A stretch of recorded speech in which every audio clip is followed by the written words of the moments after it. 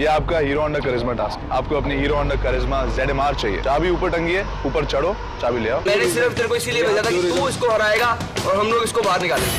On Hero Honda Roadies 8, Saturday and Sunday 7 p.m. and repeat on Sunday 12 noon.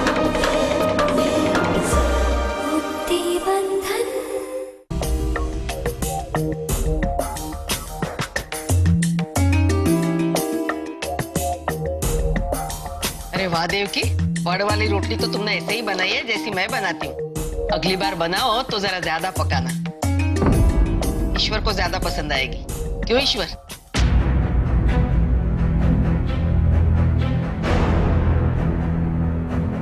हाँ बा।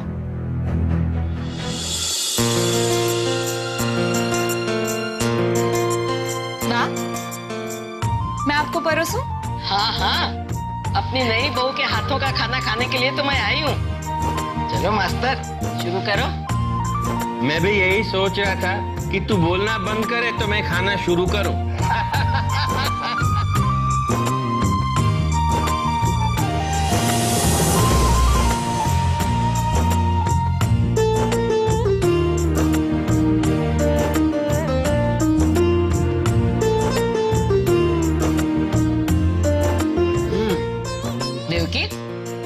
ये लापसी और खांडवी तो बिल्कुल वैसी बनी है जैसी इस घर में बरसों से बनती है।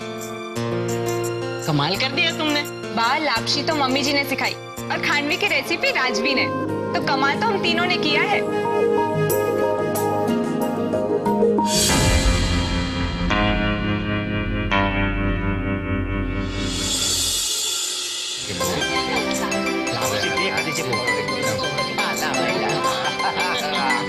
ये देख क्या तो मैं पवला बोरे मास्टर ने तो खवड़ावा दे मुखवास।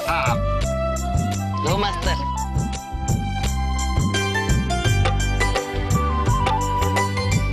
वाह वाह वाह वाह, आज तो सब मीठा लग रहा है।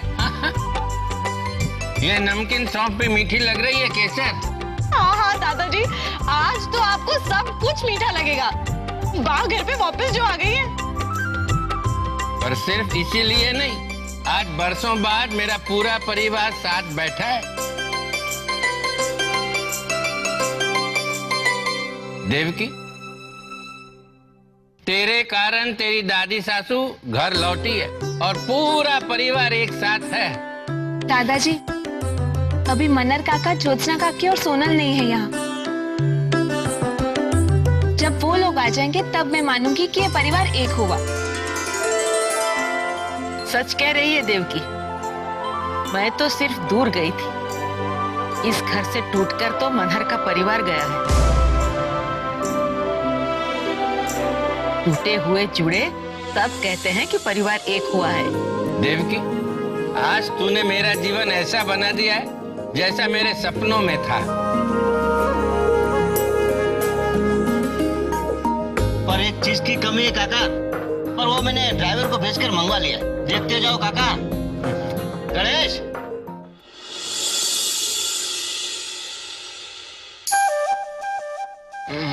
अरे वाह, लो काका।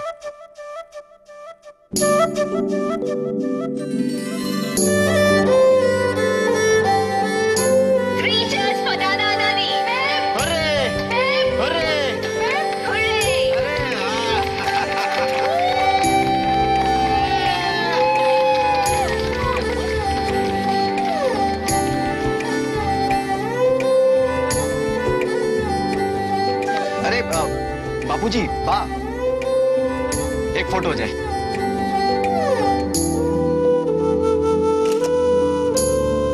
परफेक्ट। इस फोटो का फ्रेम बनाकर अपने कमरे में लगा ना सिद्धार्थ। अपनी पत्नी के साथ रोमांस कैसे करते हैं उसकी सीख मिलेगी है?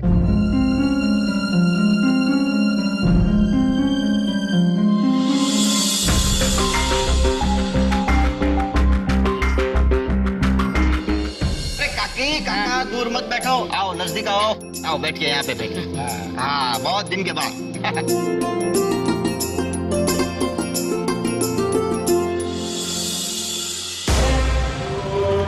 देवकी, आज तुमने इतने सालों बाद पूरे परिवार को एक साथ बिठाया है। ये तुम्हारी कामयाबी है और हर कामयाबी की कदर होनी ही चाहिए।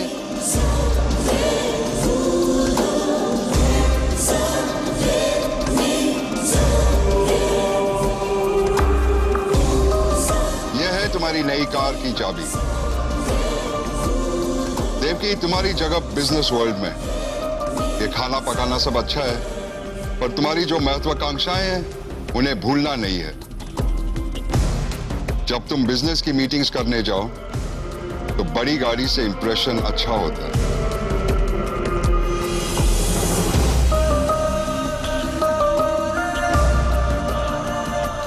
थैंक यू पापा जी। पर मैंने आपकी किताब में पढ़ा है कि बिजनेस मीटिंग्स तब बड़ी कहलाती है जब कोई बड़ा सौदा होता है, और मीटिंग से निकलने के बाद चेहरे पर बड़ी मुस्कुराहट होती है। बिजनेस वर्ल्ड में कामयाब होने के लिए मुझे इस गाड़ी की जरूरत नहीं है।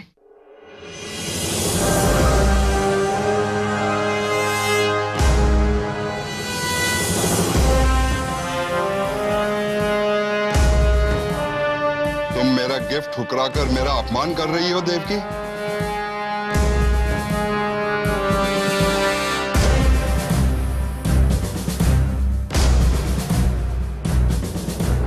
पापा जी, मैं गिफ्ट को ठुकरा नहीं रही हूँ, सिर्फ लेने की वजह अलग है।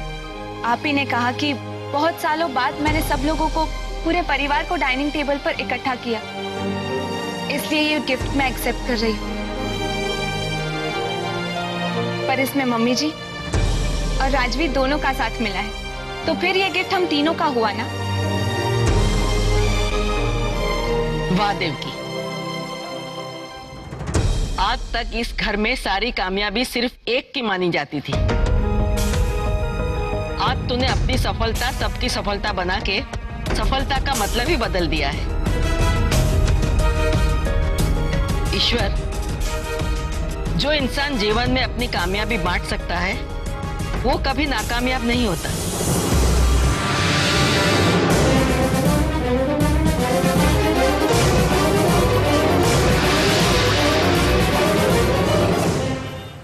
हो जाएगा नायक जी, बस आपके कहने भर की देर है। मैं इमीडिएटली ये प्रोजेक्ट को टेक ऑफ करवा दूंगा।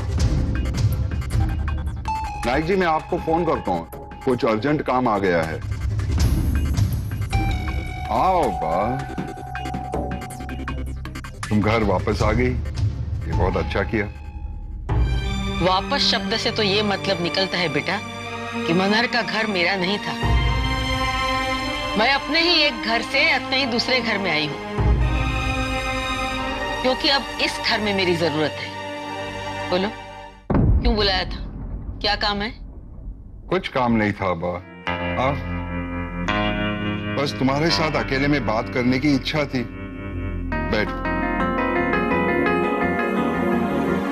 तुम्हें पसंद नहीं तो मैं ऐसा नहीं कहूंगा कि तुम वापस आ गई, पर तुम मेरे पास आ गई, इस बात की खुशी है मुझे। इसलिए मैं आज तुम्हें कुछ देना चाहता हूं। जो तुम्हारा मन चाहे मांग लो। सवाल यह है कि मेरे मांगने के बाद तुम मुझसे क्या मांगने वाले हो? शायद मेरे वापस आने का कारण जानना चाहोगे, है ना? अपनी बात से सीधा सवाल तो पूछ नहीं सकते, इसलिए कुछ देने के बहाने पूछना चाहते हो। पर बेटा, मेरे आने का कारण तो मैंने आते ही बता दिया था। दूसरे लोग नहीं समझे होंगे, पर मुझे पूरा यकीन है तुम तो समझ ही गए होंगे।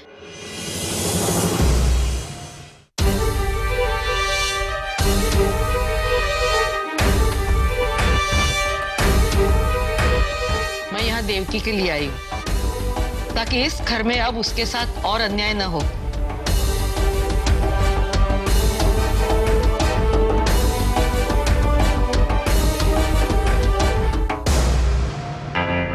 मैं जानता हूं बा, और देवकी को हमारे घर की परंपरा और संस्कार तुम सिखाओगी तो इसमें देवकी का ही फायदा होगा। देवकी तो संस्कारों की धनी पहले से ही है बेटा, उसे संस्कार सिखाने की जरूरत नहीं है। रही बात परंपरा की, तो परंपरा तो सास बहू को देती है। मैंने चारू को सब सिखा दिया है। अब देवकी को परंपरा सिखाने का काम चारू का है, मेरा नहीं।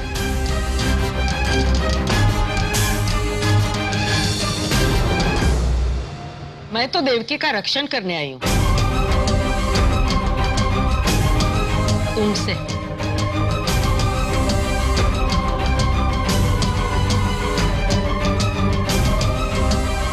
हाँ ईश्वर, तुम बिजनेस की लड़ाइयां लड़ते लड़ते ये भूल गए हो कि ये घर कोई रण क्षेत्र नहीं है। तुमने अपनी रणनीति देवकी और वैभव के साथ एक बार खेल ली, पर अब मैं तुम्हें वैसी रणनीति का इस्तेमाल नहीं करने दूंगी। आज से मैं देवकी की सारथी हूँ, जैसे अर्जुन के सारथी भगवान श्री कृष्ण बने थे। और एक बात कभी मत भूलना, ईश्वर वीरानी को जन्म केसर वीरानी ने दिया है।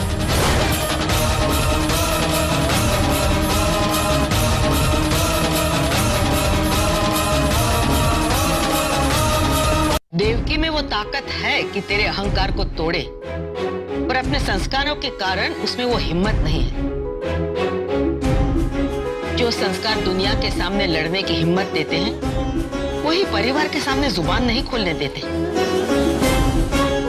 और इसीलिए देवकी को इस घर में एक जुबान चाहिए, ऐसी जुबान जो उसके सारे फैसले तुम्हारे सामने बेझिझक सुना सके। और मैं वो जुबान हूं बेटा, और वो ढाल भी हूं जो तुम्हारे सारे वार अपने ऊपर ले ले और देवकी को बचाती रहे। आज के बाद देवकी की ओर जाने वाले सारे रास्तों पर मेरी चौकी रहेगी, इतना याद रखना।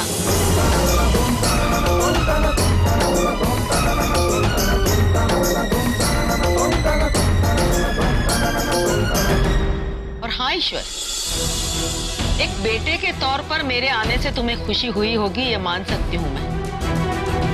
और तुम अगर कुछ देना चाहो तो वो लेने का हक भी है मुझे, वक्त आने पर मांग लूंगी। मेरी एक भेंट तुम पर उधार है आज से बेटा। और जाने से पहले मेरी एक बात सुन लो।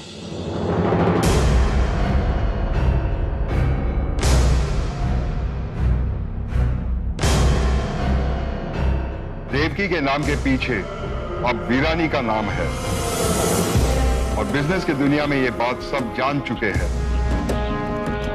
कल अखबारों में भी छप जाएगा कि वैभव ग्रुप में देवकी की क्या जगह है। अब वो जो भी हासिल करेगी वो वैभव ग्रुप की कामयाबी होगी, और जो भी नुकसान करेगी वो उसकी खुद की कमजोरी मानी जाएगी। मैंने देवकी का अलग कोई अस्तित्व ही नहीं रहने दिया है बा। मैंने फिर से एक चुनौती को हमेशा के लिए चुप करा दिया बा। अब घर में उसके साथ कोई अन्याय करने की मुझे जरूरत नहीं, और बिजनेस में उसे कोई न्याय तुम दिला नहीं पाओगी।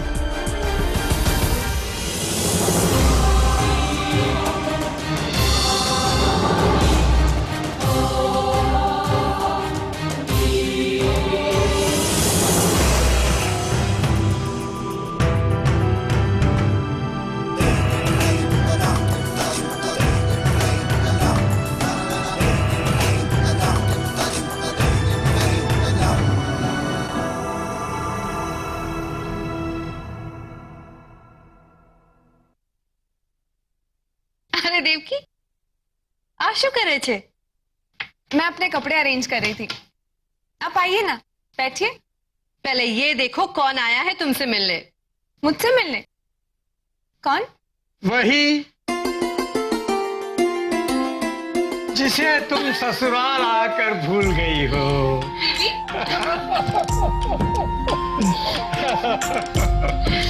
आप लोग बैठिए, बातें कीजिए, मैं चाय नाश्ता भिजवाती हूँ। आइए ना बीबी, बैठिए।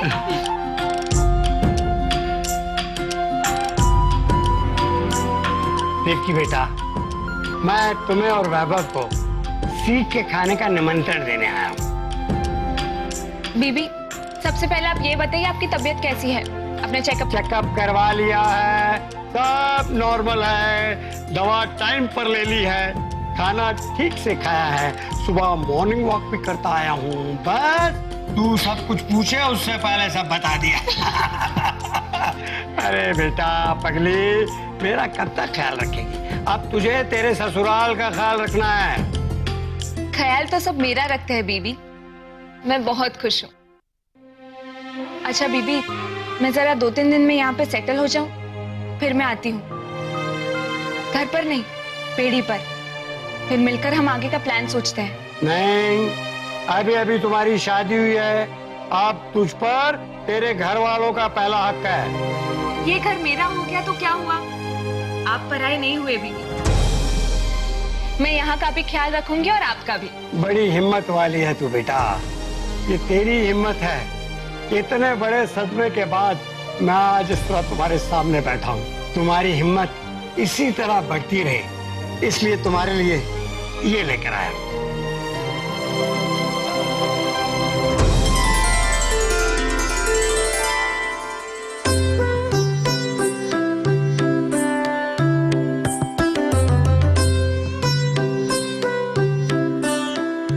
ये मूर्ति तुम्हारी माँ के मंदिर में रहती थी।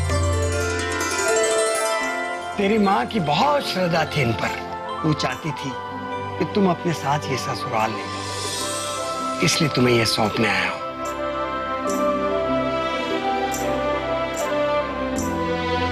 तुम्हारी माँ की तपस्या का फल भगवान तुझे दे, यही प्रार्थना है मेरी।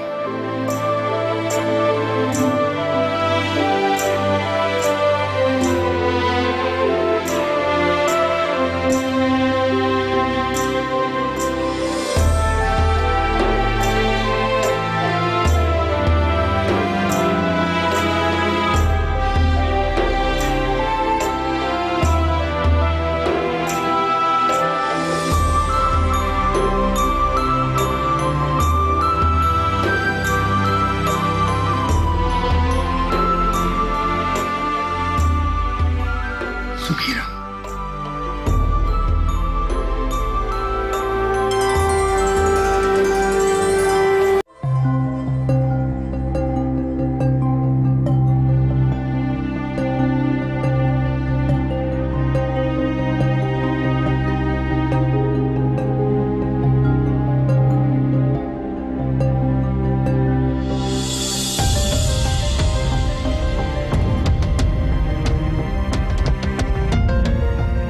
अब आ रहे हो? मम्मा आप इतनी देर तक जागे हो?